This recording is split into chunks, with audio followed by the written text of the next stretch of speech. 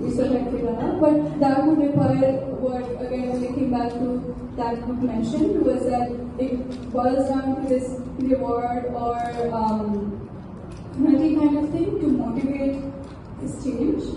It's quite difficult to bring about this change because, like, as we were discussing, we realized that amongst ourselves as well, and speaking from personal experience, it's not that easy, despite being aware of all of these factors, to bring about that change.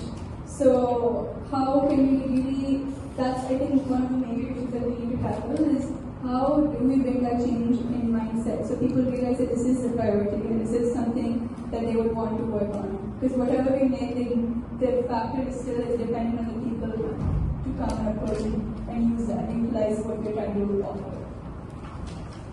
So after last week, the main feedback that we got from you was that we have to let students take accountability for their actions, and it's mostly what they do, and their health is also because of their lifestyle. So when we did interview people this week, we found out that they tend to think their health is very expendable. When it comes to priorities over here, when they're living alone, I mean, even when it was in 11th grade, 12th grade, they probably gave more priority to their work life and their studies. But there was a parent around them, people around them to make sure that even if they do that, there's someone to sort of reinforce their life has to be a little better than what it would have been. But over here, once we've come, like, our life has completely changed, which is why it seems to be much harder, and then we slowly try to manage. But it's like a given that most students think it's okay for them to ignore their health aspect of their life when it comes to work, which is why most of these problems occur.